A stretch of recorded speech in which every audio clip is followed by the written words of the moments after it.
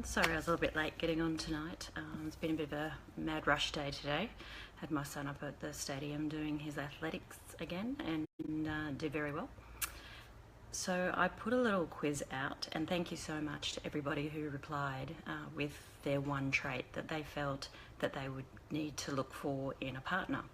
And look, all of them were definitely great attributes that we would all want in a partner. You know, things like honesty, integrity, respect, just to name a few of them. So again, thanks for all jumping on.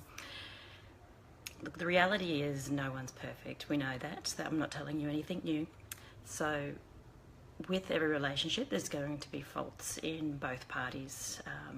And, you know, people come with baggage, emotional baggage, and insecurities as well. So previous couple of topics were talking about attachment styles. So a lot of that comes from childhood. So the relationship that you had with mum and dad, and then how you go on to have relationships with adults in later on in life. All of that creates insecurities in people. So even when we talked about those secure attachment types, you know, they don't always stay secure the whole time. So sometimes, you know, you'll slip into insecurities because, you know, we've all got them, we're all human. So the question really to ask is, how does your partner, or how do you deal with those insecurities? Look, I've had, you know, a few relationships in my adult life, and the issue, I guess, is just one sec. The issue is that, you know, you do, and I'm sure most of you have had this, that sometimes you can get into unhealthy relationships where there's manipulation and that whole victim rescue dynamic. And look, I've been guilty. I've been in those relationships as well. Sometimes, you know, it can be a whole range of reasons why you get caught up in that cycle. And you know, the biggest learning curve for me was when I started, I guess, managing myself and having relationships with people who had, I guess, a healthier way of dealing with their own flaws and insecurities.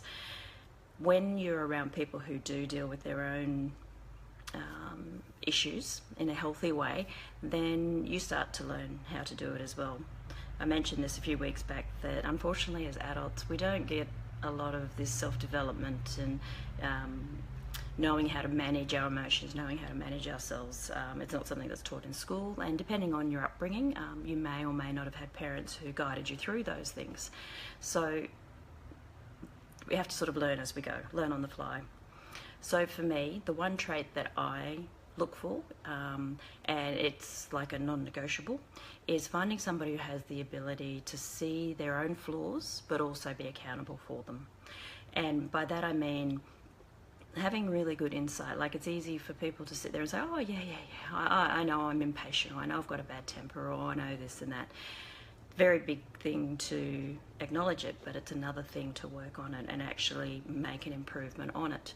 So every relationship inevitably will have fights, you know, and there'll be communication breakdowns, emotional baggage and things like that will come up.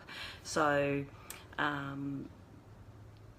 how you deal with it is going to make or break the relationship. How long the relationship will last and how enjoyable it is while you're in it. And look, it takes both. So both people, here comes Casper again. She loves it, every video. Not every video, she's been on a few though.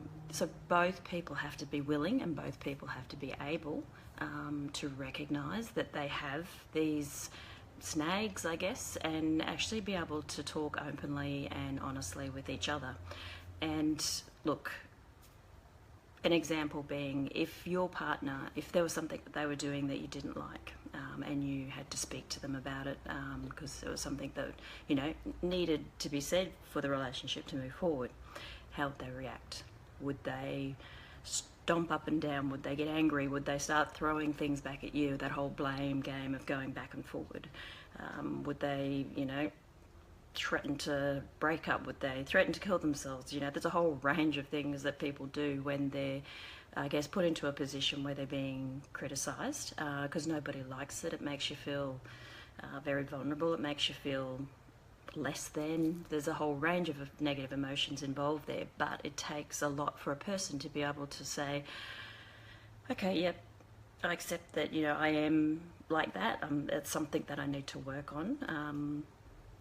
You know, if your partner has no ability to, I guess, take on board some of that criticism, but you're faced with the dramas, you know, the breakup threat and the storming out and the yelling and, and excuse me, and all the, you know, blame game back and forward, then they're probably not somebody that you want to be dating, because that's not a relationship that's going to be very healthy over time.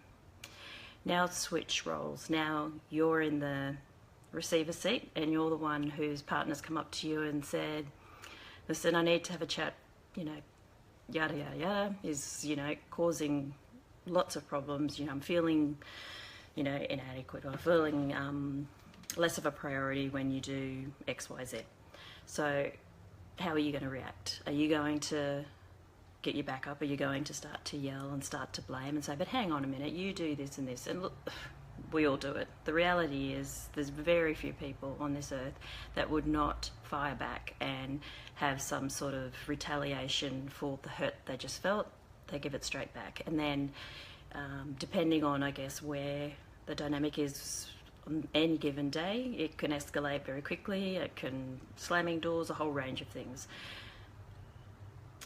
My point is that there's not a lot of people who are, you know, evolved enough to take criticism on the chin and not have any reaction at all. It's normal to have a little bit of a reaction. I'm not saying that that's an issue. It's just how big of an issue does it become? Like, how much of a reaction? So you need someone who can obviously walk away with it and think about it, and actually come back and, you know, have a proper conversation with you. It's normal for people to be a little bit reactive at the start.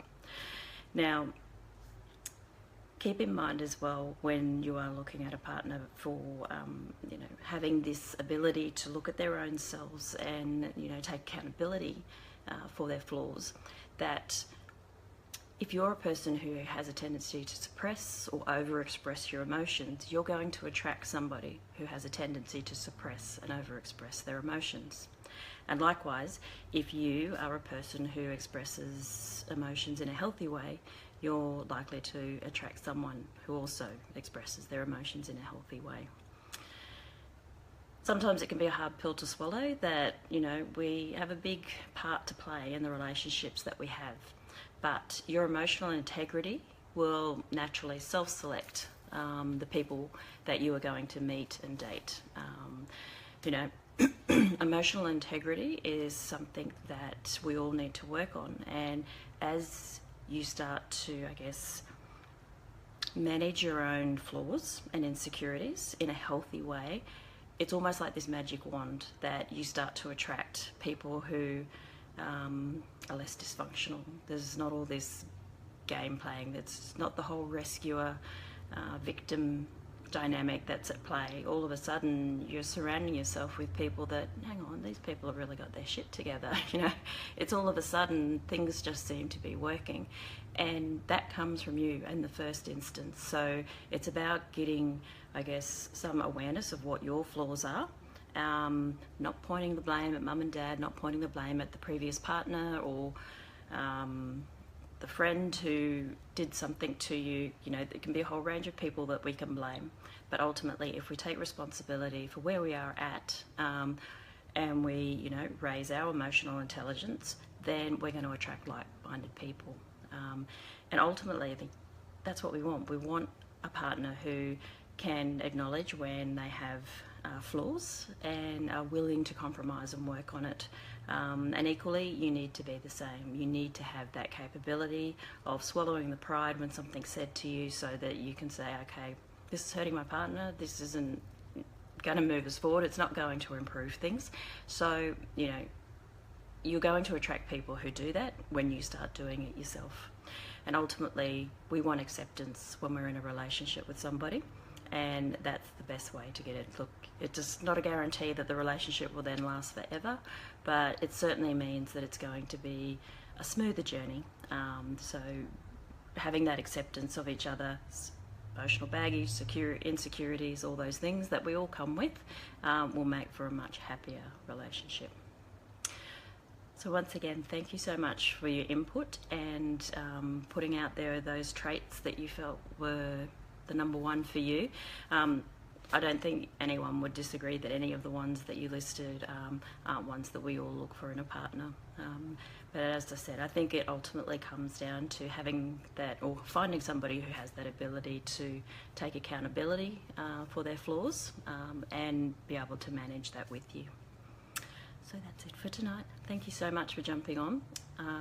If you like it, share it out, and I look forward to seeing you all on Monday. Have an amazing weekend, and yeah, take care.